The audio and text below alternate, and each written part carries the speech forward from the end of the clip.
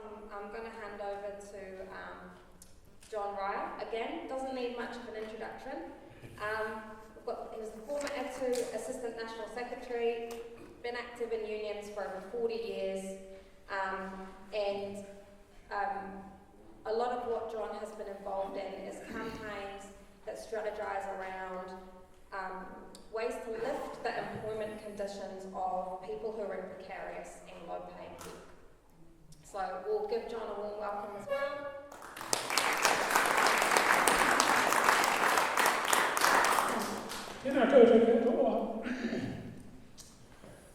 I suppose where I wanted to start from is that the 1980s was fun, exciting. However, I'd counter that just with a couple of comments about history. There's in 1972, when the Chinese Premier Chu Enlai visited Paris. The Paris reporters were very excited about his visit.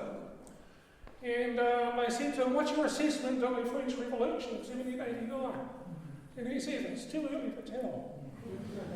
And I sort of, in a way, reflecting back on the 1980s, when you're in the thick of something, sometimes you don't see the wood for the trees. And so what can be exciting and full of victories and full of progress can end up to be a disaster. And I think what's still to be reflected on is why, given the activity in the 1980s, the 1997, in which the working class in this country got hammered, in which the trade union movement was pretty close to extinction. I haven't got the answer to that. But what I can tell you a bit about myself is I was brought up in the Hutt Valley. And what we used to do every school holidays is we'd go and work at the local car factory. And because there was no unemployment, in fact, they'd welcome you in.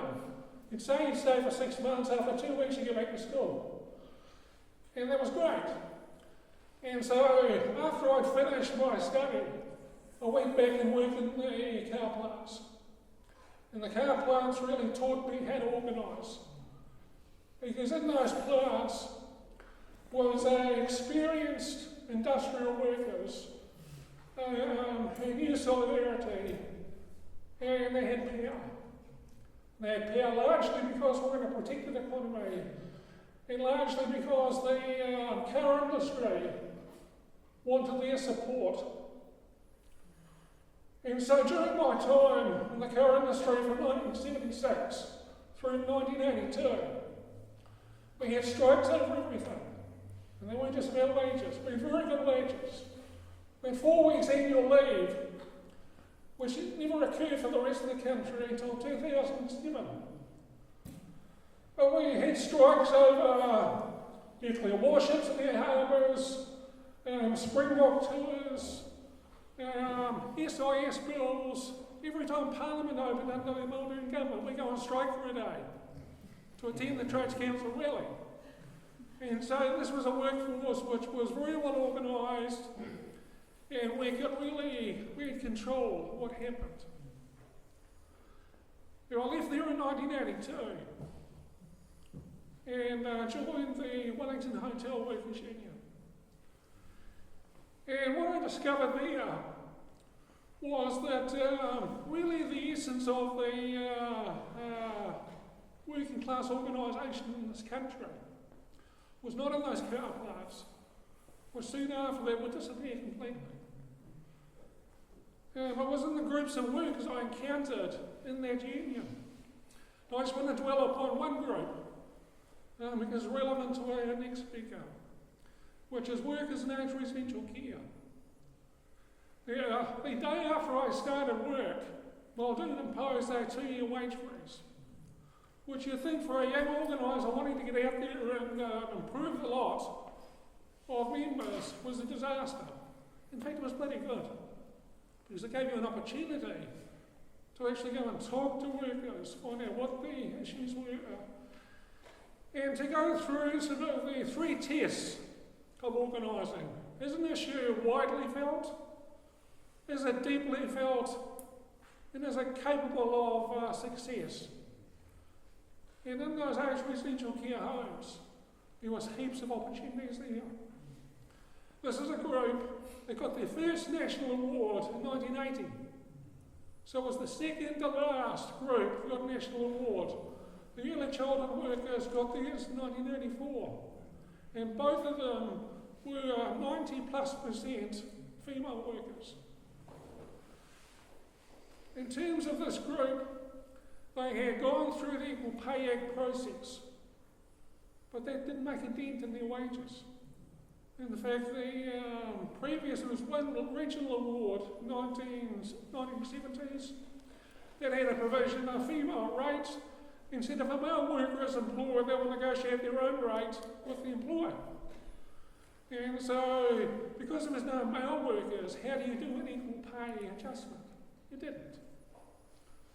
Now, the issues there were around staffing levels, they're around qualifications, and they're around recognition of the skills these women had, which weren't being recognised both in their pay rates and their qualifications.